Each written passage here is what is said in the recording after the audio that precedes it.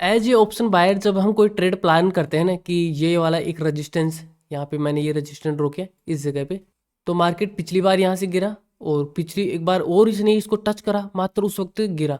तो देखो यहाँ पे तो कितनी बड़ी रैली आई, फिर इसके बाद टच करने के बाद इतनी बड़ी रैली आई है, और अब की बार टच कर रहा है तो टाइम पास कर रहा है। लेकिन इस टाइम पास में ही हम एक ऑप्शन बायर है, तो यहाँ पर थीटा डीके की वजह से हमारा स्टॉप लॉस हिट हो जाता है। तो यहाँ पर ना कोई मोमेंटम नहीं आया, तो हम ना मोमेंटम आने से पहले ही ट्रेड ले लेते हैं और उससे पहले ही हमारा स्टॉप लॉस हिट हो जाता है। क्योंकि हमें मोमेंटम कब आएगा मार्केट में मोमेंटम कब आएगा हमें ये नहीं पता है, क्योंकि हमारे पास कोई ऐसी स्ट्रेटजी नहीं है मोमेंटम बता सके कि हाँ अब मार्केट में मोमेंटम आने वाला है और अब आप ट्रेड ले सकते हो, क्योंकि उसी मोमेंटम से हमें प्रॉफिट होगा। नहीं तो ऑप्शन बाइंग में भूल जाओ कि बिना मोमेंटम के आप प्रॉफिट बना सकते हो।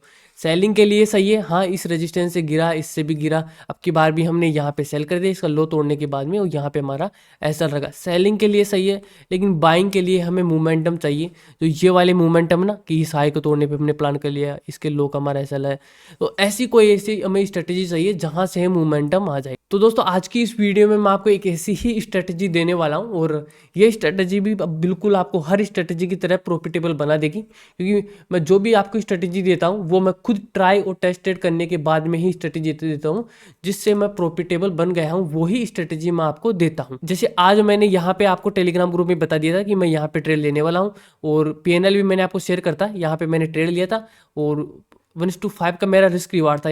यहाँ पे मैंने ट्रेड लिया था, और देखो ट्रेड लेने के बाद में ही मोमेंटम आ गया था, यहाँ पे इतना बड़ा मोमेंटम। तो आप कैसे मोमेंटम को प्रिडिक्ट कर सकते हो, तो ये स्ट्रेटजी 2 पार्ट में होगी, ठीक है। ये स्ट्रेटजी 2 पार्ट में होगी। आज की इस वीडियो में हम केवल मात्र एक पहला पार्ट सीख रहे हैं, ठीक है, और इसके बाद में जो इससे अगली वीडियो आएगी वो इसकी सेकेंड पार्ट आएगी, ठीक है। तो चलिए दोस्तों बिना देर के वीडियो शुरू करते हैं। तो देखो आपको मान के चलना है कि ये एक ग्रीन कैंडल है, ठीक है, कंटिन्यू 2 ग्रीन कैंडल बन गई है इस तरीके से यहाँ पे, ठीक है। स्ट्रेटेजी को समझने के लिए केवल आपको मान के चलना है, और नोट्स आपको जरूर बना लेना है। बिना नोट्स के काम नहीं चलने वाला है, नोट्स आपको जरूर बनाने हैं। तो कंटिन्यू ग्रीन कैंडल बन गई है। अब जो ये कैंडल बनी है ना, हमारा पूरा फोकस इसी के ऊपर होना चाहिए, जो ये कैंडल बनी है, ठीक है। अब ये कैंडल चाहे से देखो हैमर कैंडल बने, या एक डोजी कैंडल बने, ठीक है, या एक एंगल्फिंग कैंडल बने, ठीक है, या एक इन्वर्टेड हैमर कैंडल बने, कोई सी भी कैंडल बने उससे हमें कोई मतलब नहीं है। हमें बस इस कैंडल का हाई और लो इस तरीके से मार्क कर लेना।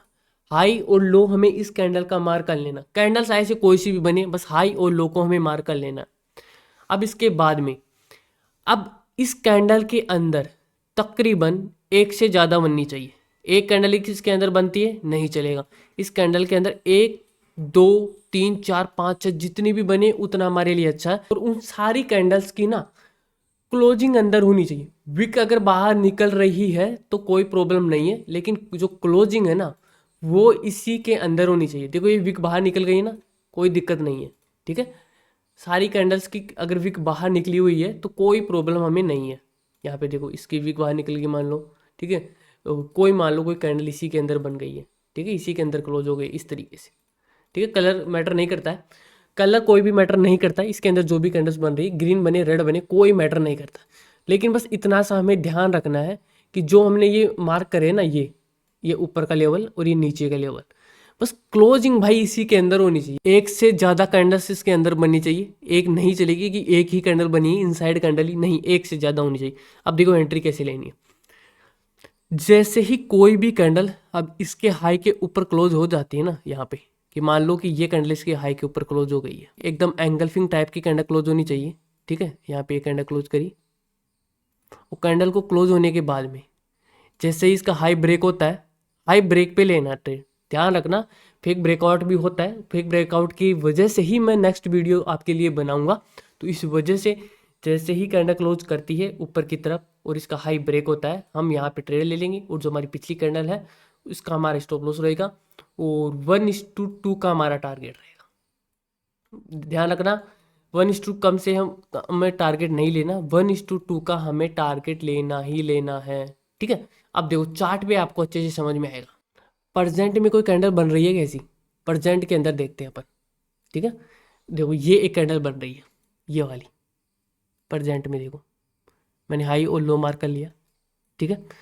अब ये कैंडल देखो 5 सेकंड है और ये क्लोज होने वाली है, ठीक है। 1 2 3 4 कैंडल अंदर बनी और ये कैंडल देखो क्लोज होने वाली है।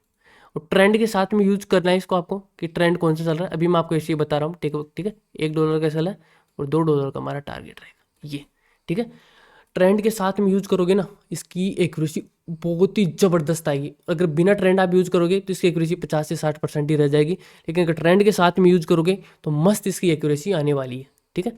और अब देखो यहाँ पे मैं इसको और मार्क कर लेता हूँ, यहाँ पे जो भी बना हुआ है, ठीक है, बिल्कुल पॉजिटिविटी के साथ में यहाँ पे अपने मार्क कर लिया।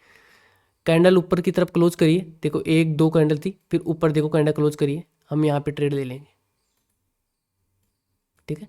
और इसके लो का हमारा स्टॉप लॉस रहेगा। और देखो हमारे स्टॉप लॉस हो गए, यही तो मैं आपको बताने जा रहा हूँ। एक्यूरेसी 50 से 60% है, यहाँ पे हमें प्रॉफिट हो गया और देखो हमें यहाँ पे लॉस हो गया।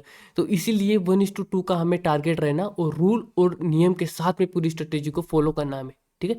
अब नेक्स्ट कैंडल देखो कहाँ पर इनसाइड बनी है, यहाँ पे देखो ये कैंडल नीचे आई, ये एक रेंज बन गई है, इस कैंडल की रेंज बन गई है, ठीक है। ऊपर की तरफ देखो ये कैंडल क्लोज करी है इस जगह पे, ठीक है। हम यहाँ पे ट्रेड ले लेंगे। लो का हमारे स्टॉप लॉस है 50 पॉइंट का और 1 पॉइंट का हमारा टारगेट। क्या हमारा टारगेट हिट हुआ? नहीं हुआ, हमारा स्टॉप लॉस हो गया, ठीक है, बिल्कुल। क्योंकि ये ट्रेंड के खिलाफ था। देखो ट्रेंड देखो यहाँ पे इसने लो के नीचे क्लोज करा, डाउन ट्रेंड था। अगर डाउन ट्रेंड में लोगे तो स्टॉप लॉस हिट होगा, लेकिन अगर ट्रेंड के साथ में लोगे, जैसे ये कैंडल क्लोज करिए, तो हम यहाँ पे डाउन साइड का ले लेंगे इस जगह पे, ठीक है। और इसकी हाई का स्टॉप लॉस रहेगा 1 पॉइंट का और 3 पॉइंट का हमारा यहाँ पे टारगेट रहेगा। और ये ट्रेड मैंने लिया अभी, तो आपको टेलीग्राम ग्रुप में मैंने आपको सेंड कर दिया था, ठीक है। तो देखो हमें यहाँ पे 1:3 मिल गया, ठीक है। और अपन देखते हैं इस कैंडल के अंदर बना है, ठीक है, ये वाला 1 2 3 बनी। और ये ट्रेड मैंने लिया भी था, आपको याद हो तो टेलीग्राम ग्रुप में आप जाके देख लेना। ऊपर कैंडल क्लोज करी, ठीक है। यहाँ पे अपना स्टॉप लॉस रहेगा $1 का और $3 का अपना टारगेट रहेगा, ठीक है। यहाँ पे देखो यहाँ पे भी अपने को प्रॉफिट। और ये दोनों ट्रेड मैंने लिया था, आपको टेलीग्राम ग्रुप में मैंने सेंड कर दिया था। देखो मैं आपको दिखाऊं, देखो एक तो ये ब्रेकआउट वाला ट्रेड लिया था मैंने आपको, ये वाला, ठीक है, ये भी लिया था। और 1:5 का अपना टारगेट था ये वाला, ठीक है। और एक कल वाला भी मैंने लिया था, कल वाला भी है टेलीग्राम के अंदर, ये पहले की ट्रेड है। एक ये वाला कल का, ठीक है, मैंने आपको शायद चार्ट भी बताया था, ठीक है। ये रहा देखो कल का जो मैंने ट्रेड लिया था ना, ये रहा, देखो यहीं पे लिया था इसके हाई के, क्योंकि यहाँ पर देखो पूरी इनसाइड कैंडल्स बनी थी। और जैसे हाई ब्रेक हुआ था, मैंने थोड़ा पहले प्लान कर लिया था, बस इतना सा फर्क है। और यहाँ पे मैंने लिया था, वो कंसेप्ट वही था, वो $3 का मेरा टारगेट था और अचीव हो गया था। तो देखो वही स्ट्रेटेजी मैं सिखा रहा हूँ जो मैं खुद यूज कर रहा हूँ। मैं ऐसे नहीं बोल रहा कि एसल नहीं होंगे, मेरे भी एसल होते हैं, लेकिन अपना टारगेट तो मिल रहा है ना, कि अपना टारगेट अगर 1:2 है या 1:3 वो तो मिल रहा है ना। अब मैं देखो टारगेट 1:3 का लगा के रखता हूँ, वो 1:3 मेरे को आसानी से मिल भी जाता है। लेकिन एक रूल और डिसिप्लिन में अगर ट्रेड करोगे भाई, आपको प्रॉफिटेबल बनने से कोई भी नहीं रोक सकता है।